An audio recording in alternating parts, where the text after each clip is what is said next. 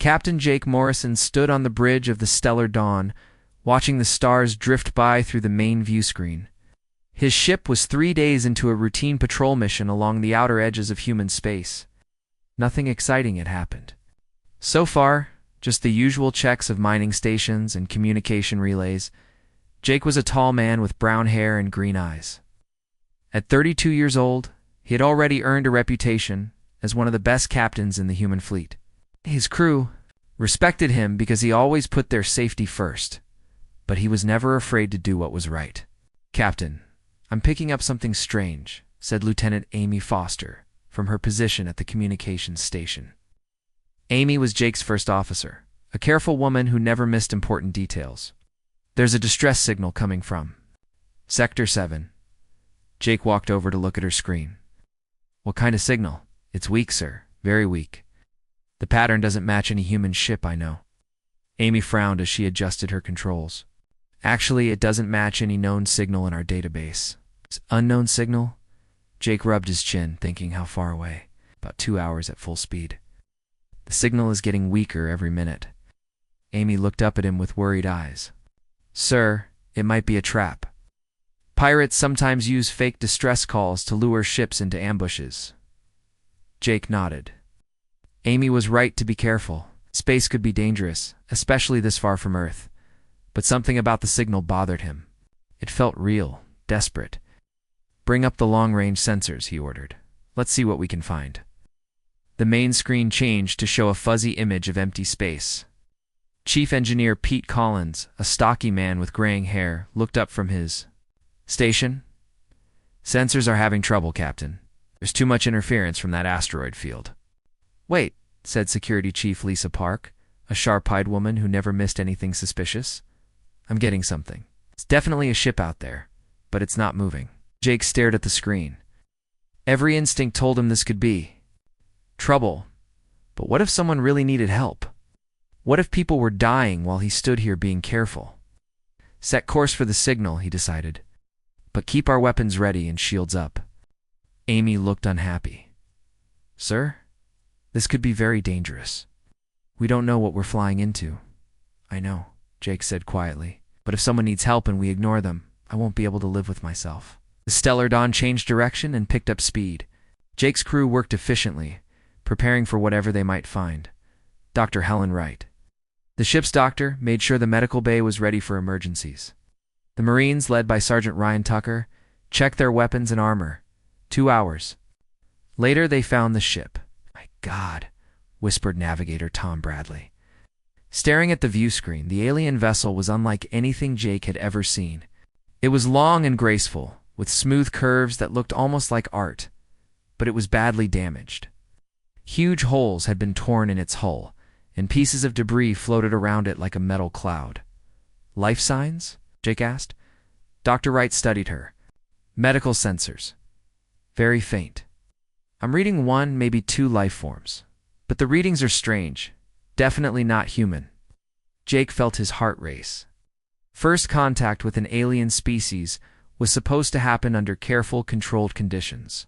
Not like this, with a dying ship in the middle of nowhere. "The ship is losing atmosphere fast," reported Pete Collins. "Their life support is failing. If anyone is alive in there, they don't have much time." Jake made his decision quickly. "Prepare a boarding team. Amy, you have the bridge. Pete, Lisa, you're with me. Dr. Wright, bring your medical kit." Captain Amy said urgently, "We don't know anything about these aliens. They could be hostile. They could carry diseases. We should call for backup." "There's no time," Jake replied. "Already heading for the airlock? By the time backup arrives, whoever is in that ship will be dead." The boarding team put on their spacesuits and crossed to the alien ship through a docking tube. The airlock was different from human designs, but Pete managed to figure out how to open it. Inside, the ship was dark and cold. Emergency lights flickered weakly, and Jake could hear the hiss of air leaking through cracks in the walls. The gravity was lighter than Earth normal, making each step feel strange. "This way," said Dr. Wright, following her medical scanner. "The life signs are coming from what looks like the bridge." They moved carefully through corridors filled with floating debris. The walls were covered with symbols Jake didn't recognize, But somehow, the ship felt familiar. It was clearly built by intelligent beings who valued beauty as well as function. On the bridge, they found her. The alien was lying unconscious near what looked like a control station. She appeared to be female, though Jake couldn't be sure. Skin was pale blue, almost silver in the emergency lighting. Her hair was white as snow, and it floated around her head like she was underwater. "She's alive," Dr. Wright said, kneeling beside the alien. "But barely. She's lost a lot of blood, and her body temperature is dropping fast." Jake looked around the bridge. Signs of a fight were everywhere. Scorch marks from energy weapons covered the walls. Several other aliens lay dead near their stations, their bodies torn by what looked like projectile weapons. "Pirates," Lisa said grimly, examining the damage. "This was a raid, not a battle. They hit fast and hard, took what they wanted, and left everyone to die." "Can we move her?" Jake asked.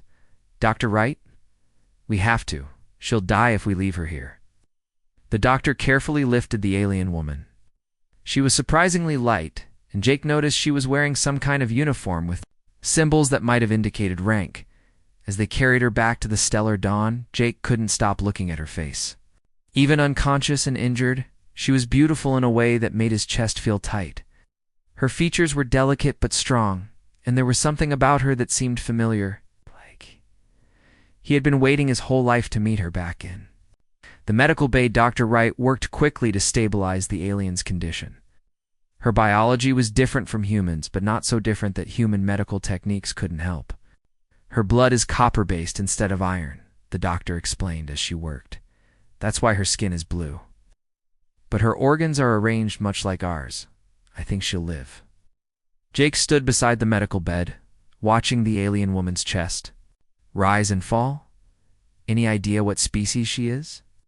"Nothing in our databases," Dr. Wright replied. "But look at this." She showed Jake a small device she had found in the alien's clothing.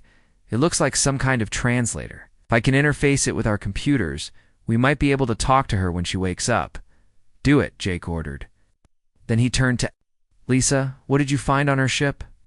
Lisa's expression was grim. "It's bad, Captain. The ship's computer is mostly destroyed, but I managed to recover some data. That woman isn't just a random traveler. According to what I could translate, she was carrying some kind of important documents, treaties or agreements between different alien governments, and the pirates took them. It looks that way. If these documents were as important as the computer, records suggest their theft could cause serious problems, maybe even war." Jake felt a cold weight settle in his stomach.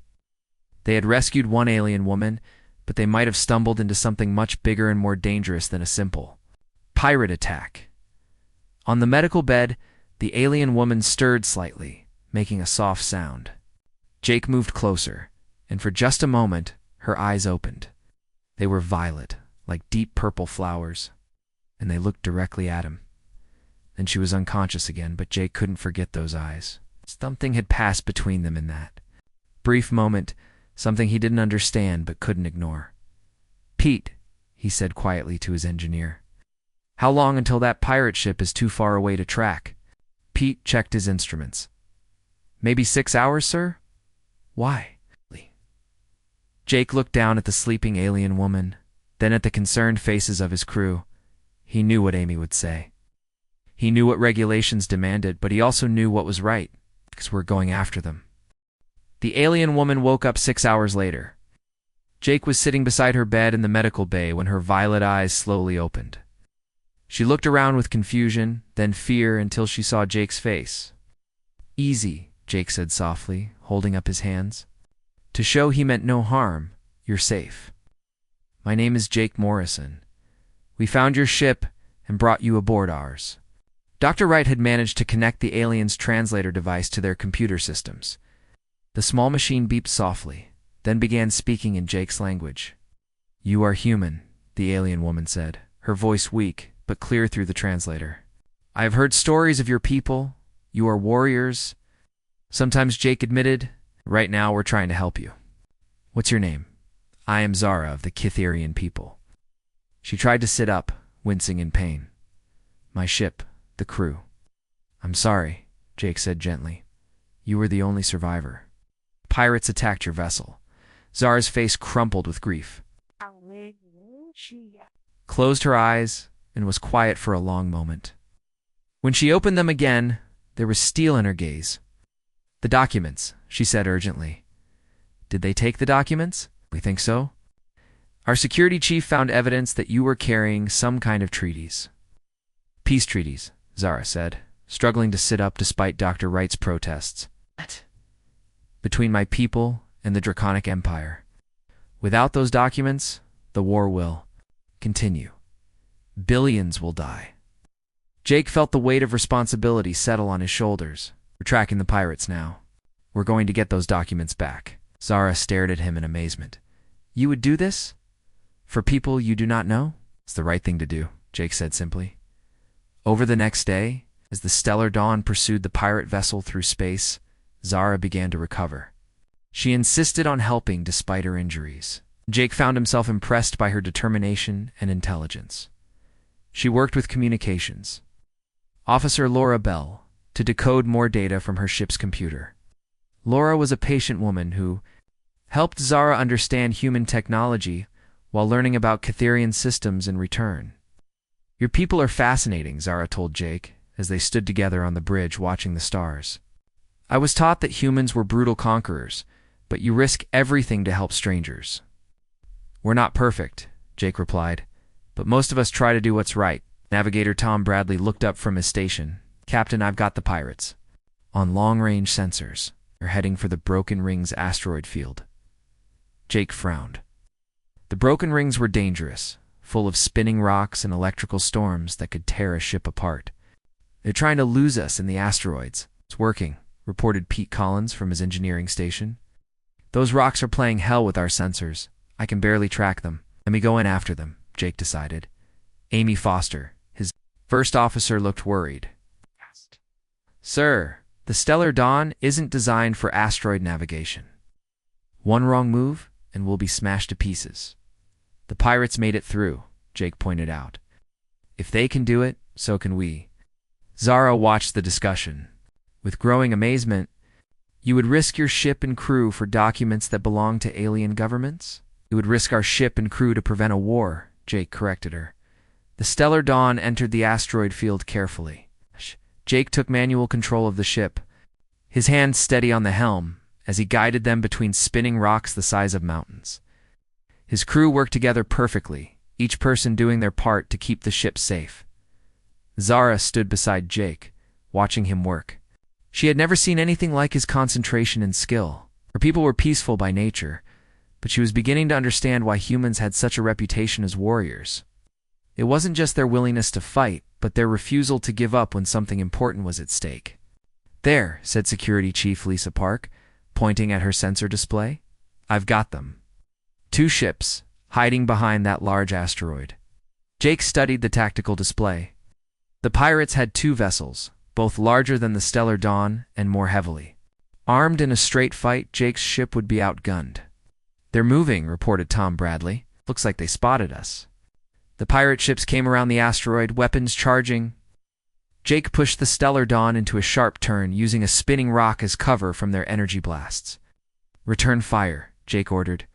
The Stellar Dawn's weapons lanced out, striking one of the pirate ships. The enemy vessels were fast and well-armed. They split up, trying to catch Jake's ship between them. Jake flew like he had never flown before, threading the Stellar Dawn between asteroids and using the chaotic environment to his advantage. When the pirates tried to follow, he led them into an electrical storm that overloaded their shields. "How did you know that would work?"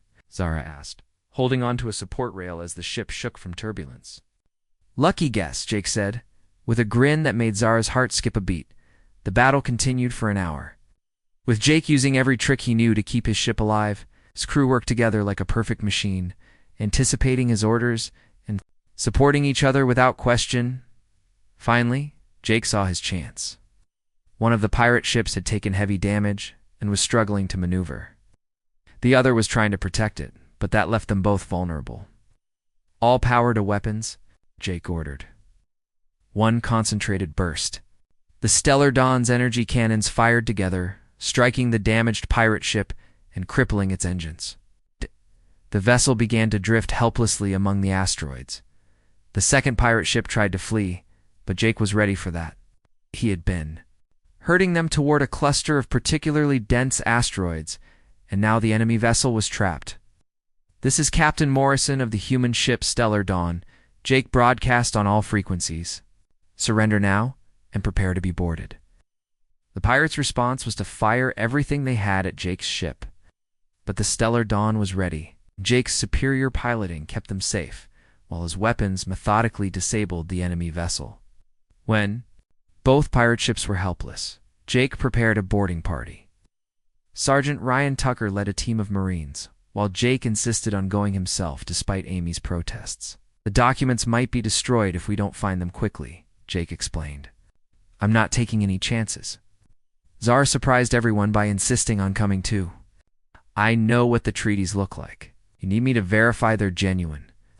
Jake wanted to refuse, but he could see the determination in her violet eyes.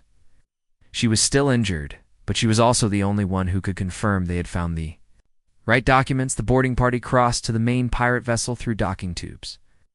The pirates put up a fight, but human Marines were well-trained and determined. Corporal Megan Gray and her team secured the ship's bridge, while Jake and Zara searched for the stolen treaties. They found the documents in the captain's quarters, locked in a security chest. Zara's hands shook as she examined them, checking the seals and signatures. "These are genuine," she said with relief. "All 3 treaties are here. Peace agreements between Cathara and the Draconic Empire, the trade accords with the Zentari Republic, and the mutual defense pact with the Crystalline Collective." As they prepared to return to the Stellar Dawn, the pirate captain made one last desperate attempt to stop them. He came at Jake with an energy blade, but Jake was faster, struck the pirate down, but not before the alien's weapon cut deep into Jake's shoulder. Jake stumbled, blood flowing from the wound. Without thinking, Zara threw herself between Jake and another attacking pirate, taking a blow meant for him. "Why?" Jake gasped as Dr. Wright treated their wounds back on the Stellar Dawn. "Why did you risk yourself for me?" Zara looked at him with those amazing violet eyes. "Because you risked everything for my people? Because you were the kind of person the galaxy needs more of." As the Stellar Dawn left the asteroid field with its prisoners and the recovered treaties, Jake found himself thinking about Zara's words. He had always believed in doing the right thing, but he had never had someone risk their life for him the way she had. Something was growing between them. Something that went beyond gratitude or duty. Jake didn't understand it yet, but he knew. His life had changed the moment he looked into those violet eyes. Jake spent 3 days in the medical bay recovering from his shoulder wound. During that time, Zara rarely left his side. She brought him meals, helped Dr. Wright change his bandages, and told him stories about her homeworld to pass the time. "Prime is beautiful," Zara said, sitting in the chair beside his bed. "We have cities made of crystal that sing in the wind. Gardens float in the sky, held up by gravity generators. The ocean is purple like my eyes, and it glows at night with tiny creatures that live in the water." Jake listened, fascinated. "It sounds like paradise. Why did you leave?" Zara's expression grew sad. "Because my people needed someone to carry the peace treaties. Because I believe war should be the last choice, not the first one." "Your family must miss you," Jake said. "My family ... Zara hesitated. "My family thinks I made a mistake. They wanted me to marry for political reasons, to strengthen alliances. They do not understand why I chose to be a diplomat instead." Jake studied her face. There was pain there, and loneliness. "You gave up a lot to help your people. Not as much as you gave up to help strangers," Zara replied. "You risked your ship, your crew, your life for people you had never met. That is true nobility." As Jake recovered, Zara spent time learning about human culture. Communications officer Laura Bell became her teacher, explaining Earth customs and helping her understand how human society worked. "Humans marry for love," Zara asked Laura one day as they sat in the ship's lounge. "Not for political advantage, usually for love," Laura confirmed. Oh. "Though some marriages are for practical reasons too. But most of us believe love is the best foundation for a partnership." "That is very different for my people," Zara said thoughtfully. "We are taught that duty comes before personal feelings. What do you think?" Laura asked. Zara glanced toward the medical bay where Jake was resting. I think perhaps there is wisdom in both ways. Navigator Tom Bradley also helped Zara learn about humans. He showed her Earth's history on the computer, explaining how humans had grown from a single planet to a spacefaring civilization. Your people have fought many wars, Zara observed as she studied the historical records. Too many, Tom agreed.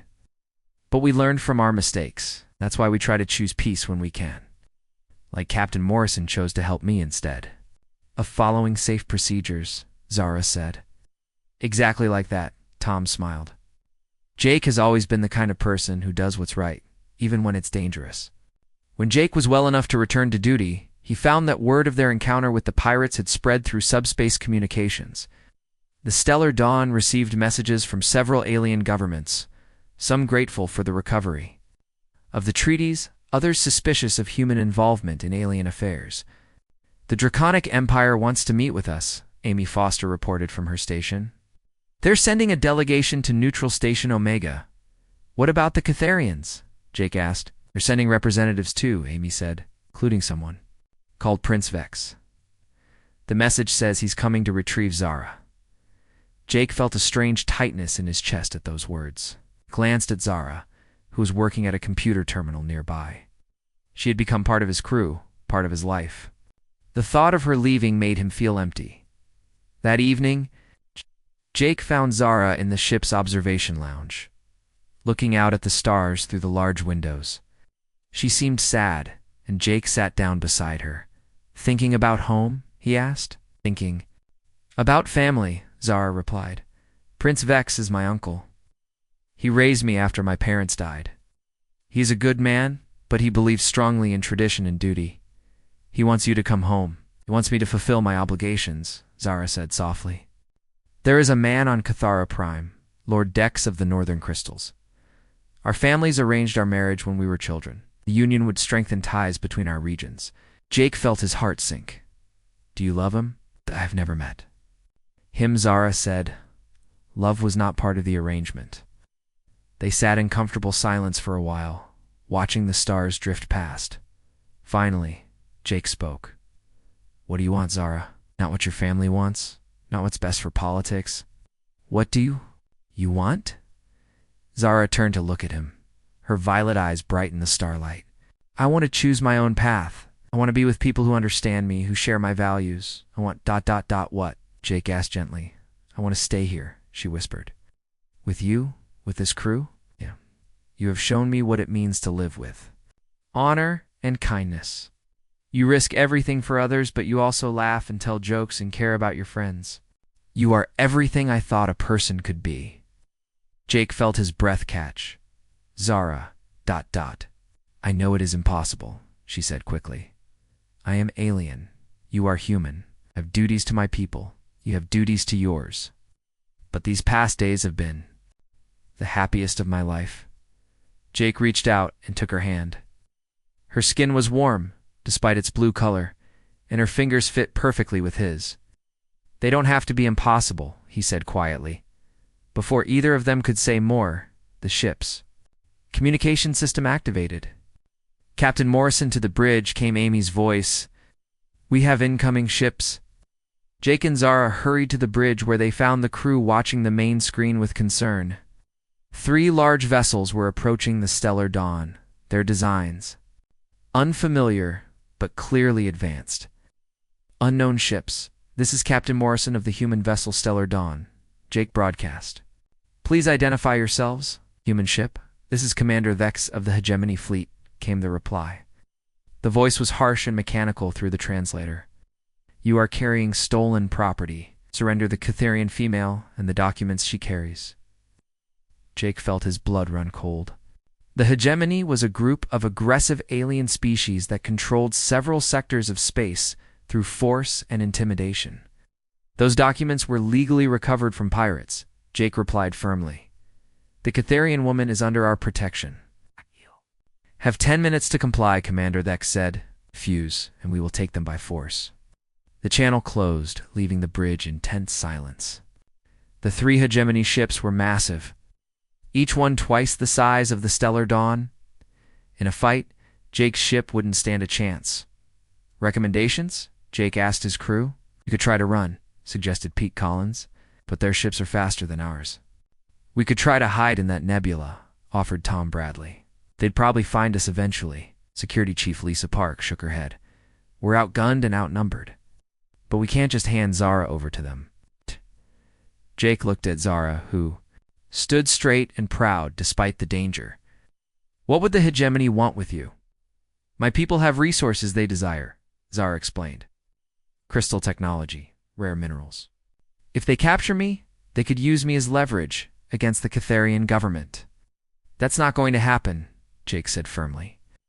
Captain Amy said urgently, there's another ship coming in. It's Catharian design.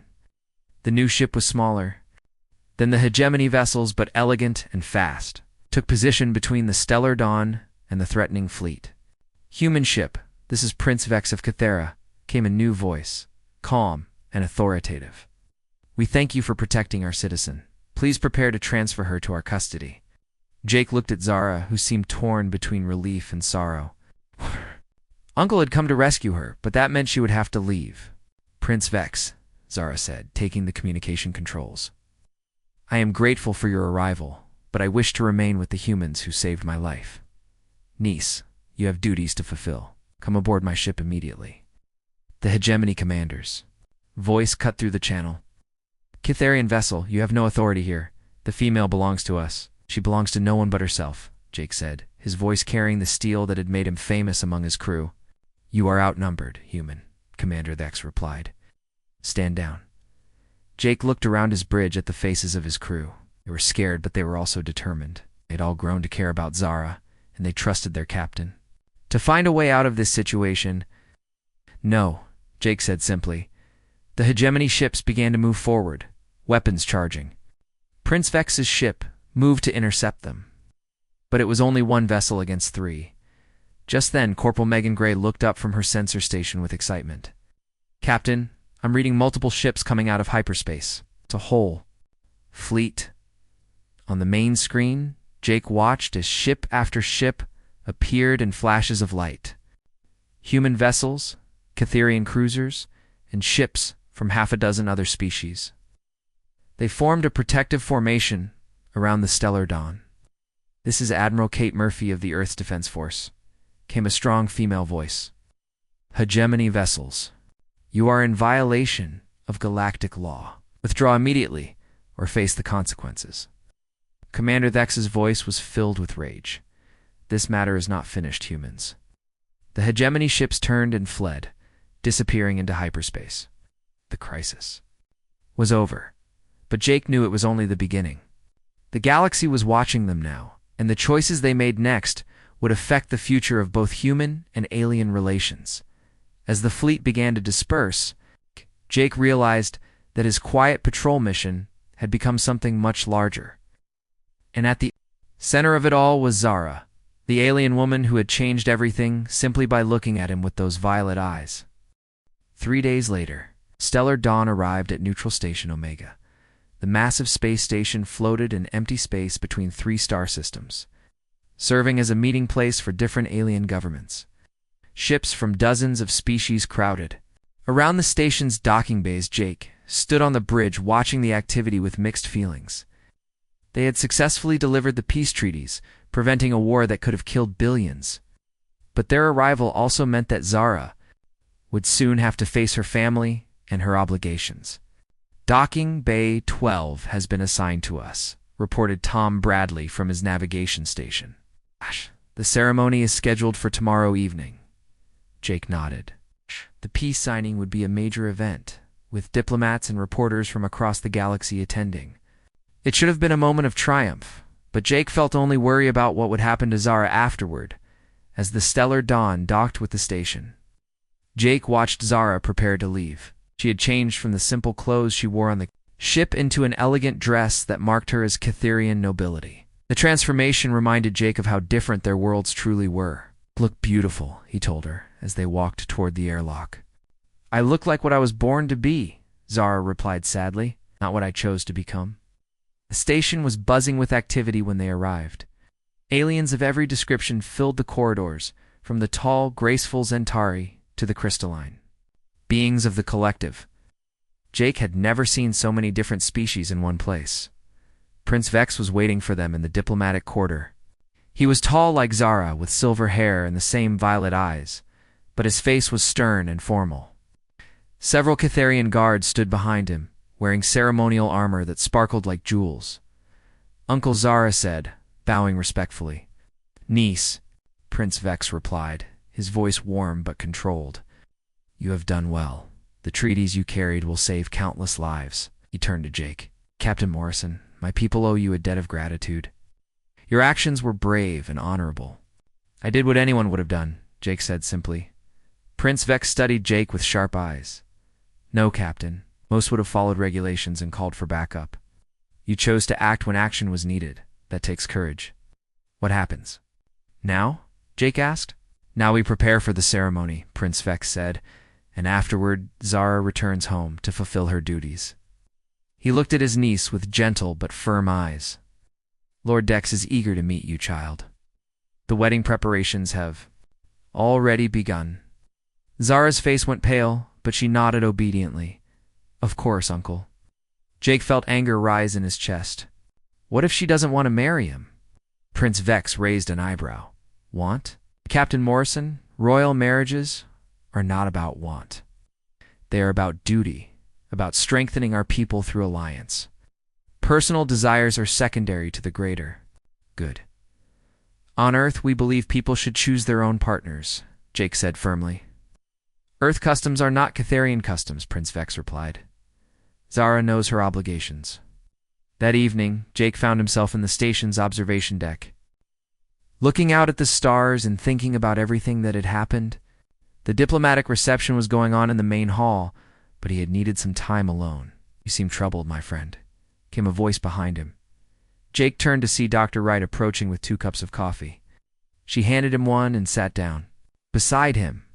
"It's not fair," Jake said quietly.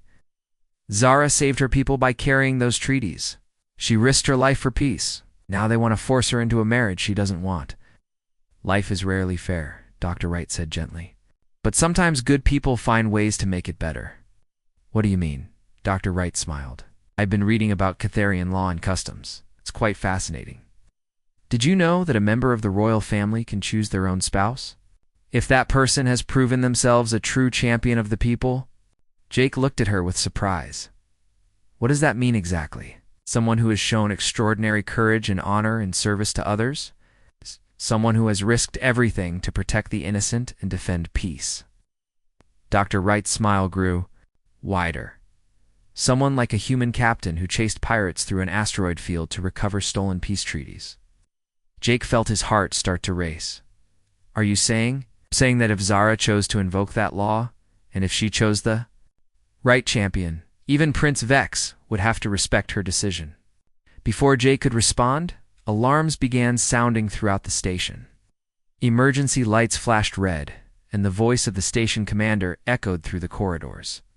"All residents prepare for immediate evacuation. Unknown ships approaching. At high speed? This is not a drill." Jake and Dr. Wright rushed to the nearest viewing port. In the distance, they could see ships approaching the station. Even from far away, Jake recognized the aggressive design of hegemony vessels. "How many?" Dr. Wright asked. Jake counted quickly. "At least 20 ships. They're not here to talk." They ran toward the diplomatic quarter, where they found chaos. Aliens of every species were rushing to their ships, trying to escape before the hegemony forces arrived. But Jake knew there wasn't enough time. The attacking fleet would reach the station before most of the ships could undock, in the main ceremonial hall. Jake found Zara standing with Prince Vex and several other Catharian officials. She looked scared, but determined. Said when she saw Jake, "They've come for me." "Let them come," Jake said grimly. "They'll have to go through me first." Prince Vex looked at Jake with new respect. "Captain, you should evacuate with your crew." "This is not your fight." "Yes, it is," Jake replied. "Zara is under my protection." "The Stellar Dawn cannot stand against 20 hegemony warships," Prince Vex pointed out. Maybe not, Jake admitted, but I won't abandon her. Around them, the Great Hall was filling with aliens who had nowhere to run. Diplomats, reporters, station workers, all trapped as the hegemony fleet approached. Jake could see fear in their faces, but also something else. Hope. They were looking at him as if he might have answers. Suddenly, Zara stepped forward into the center of the hall. Her voice carried clearly through the large space as she began. "To speak, citizens of the galaxy," she said, her translator ensuring that everyone could understand her words. "We are faced with those who would use fear and violence to control others. But we are not helpless. We have among us someone who has already proven that courage and honor can triumph over brutality." Jake felt his face flush as every eye in the hall turned to him. "Zara, what are you doing?" She walked to where he stood, her violet eyes bright with emotion and determination. "I'm making a choice, Jake Morrison, for the first time in my life. I am choosing my own path." Zara dropped to one knee in front of Jake, in the ancient Catherian pose of a formal proposal. Gasps echoed through the hall as aliens from every species watched in amazement. "Jake Morrison of Earth," Zara said in a clear, strong voice, "you have proven yourself a true champion of peace and justice. You have risked your life to save those you had never met. You have shown courage, honor, and compassion beyond what any law requires. By the ancient rights of my people, I claim you as my chosen partner and ask you to accept my proposal of marriage." The hall erupted in shocked voices as aliens debated what they had just witnessed. "Oh, wow." Jake stared down at Zara, his mind reeling from her unexpected declaration. "Zara," he whispered, "no, you don't have to do this. There has to be another way." "There is no other way," she replied firmly, "and this is not just about duty or law. I love you, Jake Morrison. I love your strength and your kindness. I love the way you protect others without thought for yourself. I love how you make me laugh even in dangerous moments. I choose you not because I have to, but because I want to." Prince Vex stepped forward, his face grave. "Niece, you know what this means? If you marry outside our people, you give up your place in the royal family. You can never return to Cathara Prime." "I know," Zara said, never taking her eyes off Jake. "I choose exile if it means I can be with the man I love." Jake looked around the hall at all the watching faces. Catharian nobles, draconic officials, human diplomats, and dozens of other species, all waiting to see what he would say. The entire future of interspecies relations might depend on his answer. But as he looked down at Zara, kneeling before him with love and hope shining in her violet eyes, Jake realized there was only one answer he could give: the hegemony fleet. It was almost at the station now. In minutes they would dock and try to take Zara by force. But Jake no longer cared about the odds against them. He had found something worth fighting for. Jake looked down at Zara, still kneeling before him in the great hall. Every alien in the room was watching, waiting for his answer. The hegemony fleet was only minutes away from docking with the station. "Zara," Jake said softly, reaching down.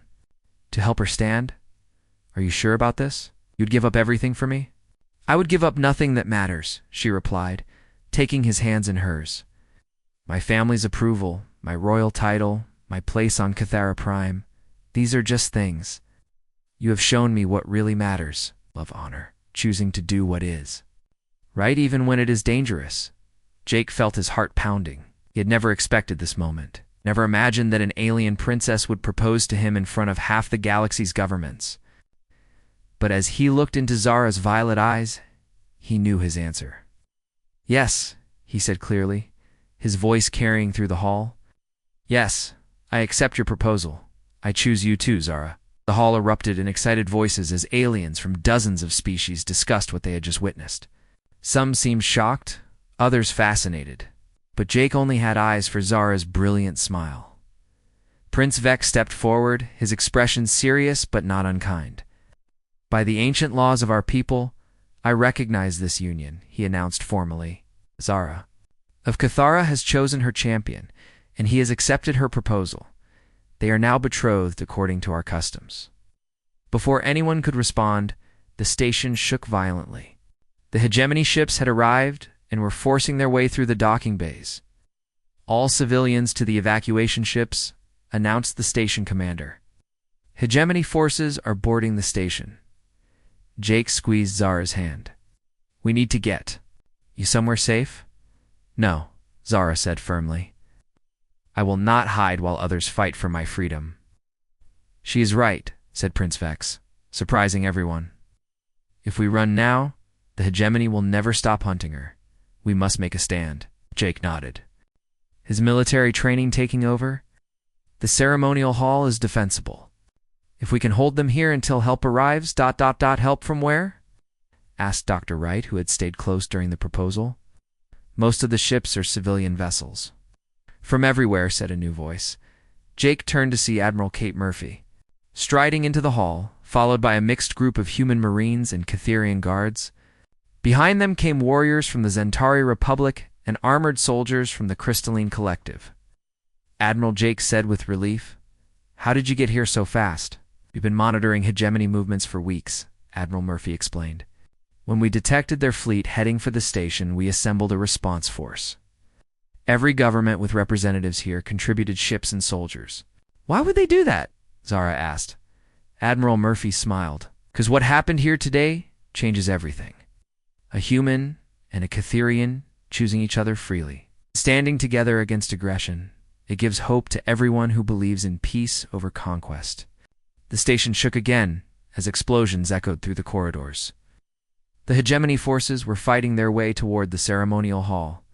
Positions, Jake ordered, falling naturally into his role as a military commander. The mixed force of aliens and humans spread throughout the hall, using tables and decorative pillars as cover. Jake positioned himself near Zara, determined to protect her no matter what happened. Contact reported Sergeant Ryan Tucker from near the main entrance. Hegemony troops, heavily armed. The first wave of attackers burst through the doors. They were large, aggressive aliens wearing powered armor and carrying energy weapons. But the defenders were ready. The battle was fierce, but brief.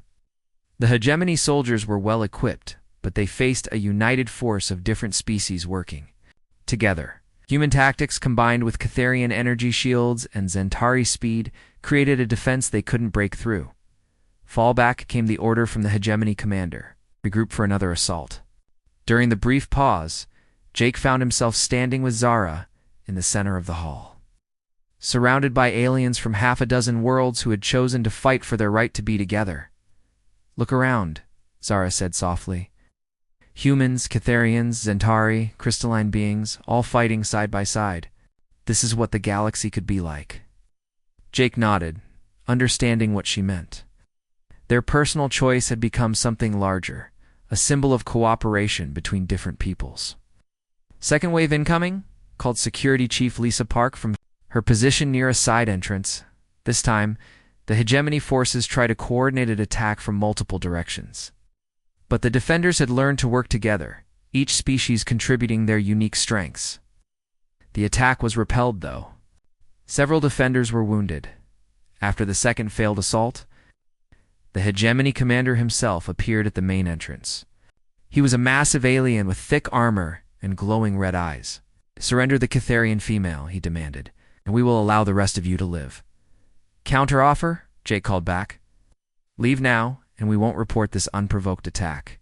To the Galactic Council, the commander laughed harshly. You think your petty politics can stop the hegemony? We take what we want. Not today, said Prince Vex, stepping forward beside Jake. Today you face united opposition. From a handful of diplomats and guards? The commander sneered. From the future, Admiral Murphy said, moving to join them. More figures stepped forward. The Zentari ambassador, a tall, graceful being with silver skin. The crystalline representative, whose body sparkled like living diamond. Delegates from a dozen other species, all standing together in defiance of the hegemony's demands. You see, Jake said to the commander. What started as a rescue mission became something bigger. Zara and I choosing each other showed everyone. The different peoples can work together. We don't have to be enemies just because we're different. Enough talk, the commander snarled, raising his weapon. Before he could fire, alarms sounded throughout the station again. But this time, the voice on the communication system brought good news. Hegemony forces, This is Fleet Commander Dex of the Galactic Defense Force. You are surrounded and outnumbered. Surrender immediately. Through the hall's windows, Jake could see ships from dozens of different governments surrounding the station. The hegemony fleet was trapped. This isn't over, the commander said as he and his forces began to withdraw. Yes, it is, Zara replied firmly. The galaxy has seen what happens when people choose cooperation over conquest. Can't stop that.